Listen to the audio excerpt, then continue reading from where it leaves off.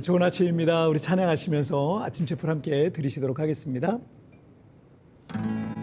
괴로울 때 주님의 얼굴 보라, 평화의 주님 바라보아라. 세상에서 친한 친구들아, 위로의 주님 바라보아라. 눈을 들어 주를 보라, 내 모든 영 주께 맡겨라. 슬플 때에 주님의 얼굴 보라, 사랑의 주 안식 주리라. 아멘. 자, 우리 같이 기도하시겠습니다. 하나님 아버지, 감사합니다. 오늘도 예배하며 이 하루를 시작합니다. 날마다 하나님을 예배하며 또 십자가 앞세우며 예수 이름으로 승리하는 하루하루가 되게 하여 주옵소서. 감사하며 예수님의 이름으로 기도하옵나이다. 아멘. 오늘 우리에게 주신 하나님의 말씀은 창세기 45장 1절부터 8절까지의 말씀 제가 봉독해 올리도록 하겠습니다. 요셉이 시종하는 자들 앞에서 그 정을 억제하지 못하여 소리질러 모든 사람을 자기에게서 물러가라 하고 그 형제들에게 자기를 알리니 그때 그와 함께한 다른 사람이 없었더라. 요셉이 큰 소리로 우니 애굽 사람에게 들리며 바로의 궁중에 들리더라. 요셉이 그 형들에게 이르되 나는 요셉이라, 내 아버지께서 아직 살아계시니까. 형들이 그 앞에서 놀라서 대답하지 못하더라. 요셉이 형들에게 이르되 내게로 가까이 오소서. 그들이 가까이 가니 이르되 나는 당신들의 아우 요셉이니 당신들이 애굽의 판자라. 당신들이 나를 이곳에 팔았다고 해서 근심하지 마소서, 한탄하지 마소서. 하나님이 생명을 구원하시려고 나를 당신들보다 먼저 보내셨나이다. 이 땅에 2년 동안 충년이 들었으나 아직 5년은 밭갈이도 못하고 추수도 못할지라.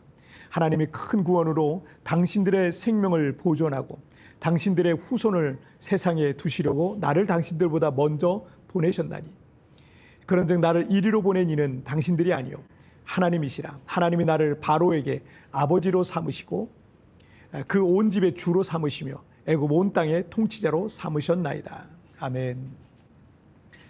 우리에게 어떤 어려움이 생기거나 진행하던 일을 실패하거나 또 해결하기 어려운 문제로 이제 골치 아파하거나 할 때 남 탓을 하는 경우가 있습니다.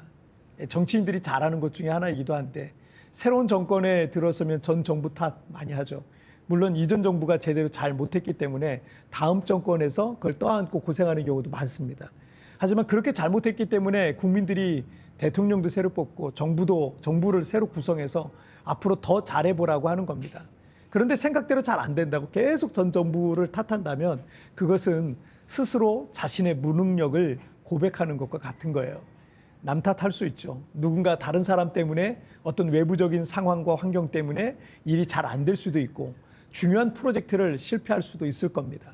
그런데 이렇게 남을 탓하는 것은 자신의 책임을 누군가 어떤 외부적 환경에 떠넘기는 가장 쉬운 길입니다. 그 실패의 책임이 누군가에게 있는 것이 사실일지라도 어쩌면 그 책임에서 벗어나고자 하는 가장 비겁한 방법일 수 있습니다. 그리고 남 탓한다는 것은 반드시 누군가를 원망하는 것으로 이어지게 돼 있어요. 그리고 그 원망은 반드시 미움과 분노로도 연결이 될 수밖에 없습니다. 추진하던 일이 잘 안 된 것만으로도, 어떤 일이 실패한 것만으로도 마음이 괴롭고 힘든데 누군가를 탓하며 산다는 것은요, 자신의 인생을 스스로 더 괴롭고 힘들게 만드는 좋지 않은 습관일 뿐입니다. 우리가 살펴보고 있는 이 야곱의 아들 요셉은 어쩌면 누구보다도 남 탓을 하고 자신을 그런 지경에 몰아넣은 그 못된 형들을 원망하고 그들을 향해 분노와 미움을 갖고 살아도 될 만큼 정말 비극적인 비참한 인생을 살았었습니다. 그러나 믿음의 사람 요셉은 남 탓을 하기보다 하나님의 뜻과 섭리와 인도하심을 굳게 신뢰하면서 그 힘든 이 고난의 터널을 지나왔던 겁니다. 요셉의 그 일생을 내용을 보면 남 탓하는 부분이 전혀 나오지 않아요. 자, 1절을 보시죠. 요셉이 시종하는 자들 앞에서 그 정을 억제하지 못하여 소리 지르러 모든 사람을 자기에게서 물러가라 하고 그 형제들에게 자기를 알리니 그때 그와 함께한 다른 사람이 없었더라. 요셉은 바로왕의 꿈을 해몽해 주므로 애굽의 국무총리에 오르게 되었고 7년간의 풍년을 잘 이용하고 이어지는 7년간의 대기근을 잘 대처하면서 주변의 여러 종족과 민족들이 애굽으로 곡식을 구하러 왔었던 겁니다. 이 일로 인해서 애굽은 더욱 부강한, 요셉 덕분에 아주 부강한 나라가 됩니다. 대기근이 2년 정도 되었을 때 요셉의 형들이 그가 애굽의 총리가 된 줄도 모르고 곡식을 구하러 왔던 거예요. 요셉도 형들을 22년 만에 만나게 되었고요. 처음부터 자신이 요셉이라는 사실을 말하지 않았고 그들의 마음과 진심을 시험하는 시간을 갖게 됩니다. 동생 요셉을 향한 미안한 마음이 있는지, 그런 그들의 죄에 대해서 회개하는 마음이 있는지, 아버지 야곱을 걱정하는 마음이 있는지, 동생 베냐민을 걱정해주는 마음이 있는지 등등의 이 시험을 해보고 형들은 이 동생 요셉에게 행한 악행을 크게 후회하고 있다는 것을 이제 보게 됩니다. 요셉이 자신의 신분을 계속 감추고 있다가 이 구절에서 자신의 신분을 밝히면서 지나온 세월들의 그 아픔과 서러움과 꿈을 이루어 주신 하나님의 은혜 등등 여러 가지 복합적인 그 감정이 터지면서 형제들 앞에서 크게 통곡을 했던 겁니다. 얼마나 크게 울었는지 그 울음소리가 바로의 궁중에까지 들릴 정도였습니다. 지난 22년 동안 요셉의 서름이 얼마나 컸었는지 우리도 짐작하게 되는 장면이죠. 5절을 보시죠. 당신들이 나를 이곳에 팔았다고 해서 근심하지 마소서, 한탄하지 마소서. 하나님이 생명을 구원하시려고 나를 당신들보다 먼저 보내셨나이다. 요셉은 먼저 이 동생 요셉이 애굽의 국무총리가 된 사실에 충격을 받아서 어안이벙벙한 형들을 안심시키죠. 형들은 과거 요셉에게 행한 악행으로 충격과 공포를 느낌과 동시에 동생 요셉이 보복할 것에 대한 두려움이 느껴졌을 겁니다. 만약 요셉이 인격적으로 성숙한 사람이 아니었다면 당신들 때문에 내가 얼마나 비참한 삶을 살았는지, 얼마나 고통스러운 삶을 살았는지 알기나 해? 당신들도 똑같이 당해봐야 돼. 각오나시오 라고 했을 겁니다. 그죠? 그러나 그가 성숙한 인격과 마음의 그릇이 컸기 때문에 그런 자리에도 앉게 된 거예요. 사람은 그릇만큼 쓰임받게 됩니다. 우리가 인격적으로도 더 성숙하고 더 큰 마음의 그릇을 갖게 될 때 하나님께서는 우리에게 더 큰 복도 주시는 거예요. 여러분, 복을 받고 싶으면 마음의 그릇을 넓히십시오. 자, 그리고 또 한 가지는 요셉의 믿음이 얼마나 큰지도 이 구절에서 발견하게 됩니다. 남 탓이나 하고 누군가를 원망하는 사람은 결코 생각할 수도 말할 수도 없는 표현입니다. 5절 하반절에서 하나님이 생명을 구원하시려고 나를 당신들보다 먼저 보내셨나이다. 이것은 어떤 상황, 어떤 환경에 처하게 되더라도 끝까지 하나님의 뜻을 굳게 신뢰할 수 있는 사람들이 할 수 있는 고백인 거예요. 고난에도 하나님의 뜻이 있고 축복을 주신 것에도 하나님의 뜻이 있다는 것을 믿는 겁니다. 7절부터 8절을 보시면 하나님이 큰 구원으로 당신들의 생명을 보전하고 당신들의 후손을 세상에 두시려고 나를 당신들보다 먼저 보내셨나니 그런즉 나를 이리로 보낸 이는 당신들이 아니요 하나님이시라. 하나님이 나를 바로에게 아버지로 삼으시고 그 온 집의 주로 삼으시며 애굽 온 땅의 통치자로 삼으셨나이다. 여러분, 모든 고난에는 다 뜻이 있습니다. 동시에 고난은 하나님의 감추어진 축복입니다. 요셉은 지금 그 사실을 고백하고 있는 거예요. 형들은 동생 요셉을 인신매매로 팔아버리는 악행을 저질렀지만 하나님께서는 인간의 그 악행까지도 선한 것으로 바꾸어 섭리하시는 분이세요. 그 일을 통해 하나님은 요셉을 애굽의 총리가 되게 하셨다라는, 이게 얼마나 놀라운 하나님의 섭리입니까? 그러니 지금 여러분의 삶 속에 힘들고 어려운 일이 있다 할지라도 너무 낙심하지 마십시오. 자, 요셉이 비록 형들의 악행으로 애굽의 노예로 팔려갔지만 하나님은 그것을 통해서 1차적으로는 요셉의 형제들과 아버지까지 대기근으로부터 생존하게 하셨고요. 더 멀리는 이스라엘이라는 민족의 탄생과 함께 이스라엘의 건국까지 준비하고 계셨던 거예요.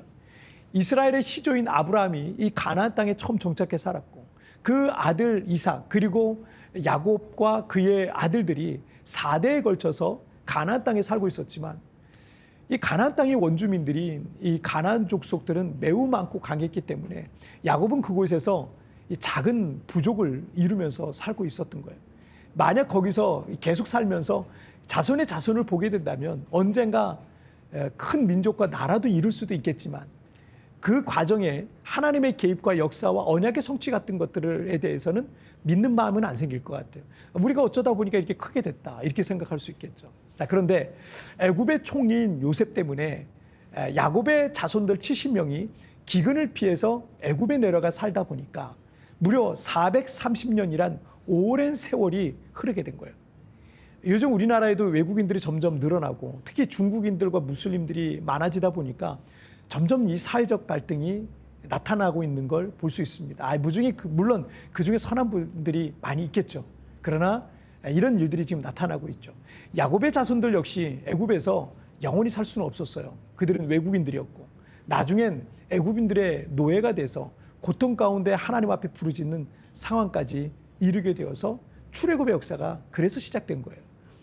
야곱의 자손 70명이 애굽에 내려왔지만 이 430년 뒤에 출애굽할 때 20세 이상의 남자만 무려 60만 명에 이르는 큰 민족을 이루게 된 것입니다. 출애굽의 과정뿐만 아니라 이스라엘이 가나안을 정복하여 나라를 건국하게 되는 과정 가운데 하나님의 개입과 역사 그리고 그들의 시조인 아브라함에게 약속하셨던 언약의 성취까지 보게 된 겁니다. 요셉은 얼마든지 형들에 대한 원망과 미움과 남탓을 하면서 살아도 될 만큼 억울하고 힘든 삶을 살았었어요. 하지만 그는 형들을 원망하지도 미워하지도 남탓을 하지도 않으면서 하나님의 선하신 인도하심과 큰 뜻과 계획을 굳게 신뢰했던 것입니다. 그리고 자신이 그 일 가운데 쓰임받게 된 것을 믿음으로 고백했던 것입니다. 어떤 어려운 상황에도 여러분 남탓하지 마세요. 그것은 누군가에게로 책임을 전가하려고 하는 비겁한 짓 중에 하나죠. 또 누군가를 탓할 때 그것은 언제나 두 사람의 관계를 깨트리게 됩니다. 어떤 사람이 자꾸 여러분 탓을 하면 그래 내가 잘못했지 욕먹어도 싸 이런 생각을 갖게 될까요? 내가 잘못한 건 맞지만 그래도 이거 너무한 거 아닌가라는 생각이 들지 않겠어요? 자기 탓은 없나? 그 사람 자기가 잘못해놓고 왜 나한테 그러지? 이런 생각도 할 수 있어요. 그러니 여러분도 그 사람에게 좋은 감정을 가질 수가 없는 거예요. 그 사람과의 관계가 깨져도 좋다고 생각하면 남 탓해도 되겠죠. 그것 때문에 그런데 여러분 자칫 좋은 사람을 이룰 수도 있습니다. 우리가 지금 힘들고 어려운 상황과 환경 가운데 있을 수 있겠지만 인간의 악행까지도 선한 것으로 섭리하시는 하나님의 선하심과 그 뜻, 그것을 신뢰하십시오. 그것이 믿음이고요. 그것이 하나님의 뜻을 신뢰하는 예배자의 자세이기도 합니다. 자, 우리 같이 기도하실까요? 살아계신 하나님 아버지 감사합니다. 오늘도 이렇게 하나님 앞에 예배하며 이 하루를 시작합니다. 오늘도 그 말씀을 내 마음에 주시니 정말 감사합니다. 때로는 여러 가지 힘들고 어려운 상황 가운데 남을 탓할 때가 있는데 어리석고 미련하고 마음의 그릇이 작아서 믿음의 그릇도 작아서 남 탓하고 원망하고 불평했던 나의 입술을 용서하여 주시고 이제 하나님의 뜻을 바라보며 이 상황까지도 이 최악의 상황까지도 하나님이 섭리하셔서 가장 선하게 이끌어 가실 그 하나님을 믿고 나아가는 나의 삶이 나의 인생이 되게 하여 주옵소서. 오늘도 나를 붙잡아 주실 그 하나님을 찬양하며 예수님의 이름으로 기도하옵나이다. 아멘. 여러분 티편에 나오는 오늘의 묵상 보시면서 개인적으로 묵상하시고요. 짧게라도 뜨겁게 기도하시면서 오늘 하루 주님과 동행하시길 바랍니다. 내일 우리 굿모닝 채플에서 뵙겠습니다. 여러분 승리하세요. 우리가 지금 힘들고 어려운 상황과 환경 가운데 있을 수 있겠지만 인간의 악행까지도 선한 것으로 섭리하시는 하나님의 선하심과 그 뜻을 신뢰하십시오. 그것이 믿음이고 그것이 하나님의 뜻을 신뢰하는 예배자의 자세인 것입니다. 혹시 내게 남 탓하는 습관이 있지는 않는지 묵상해 봅시다.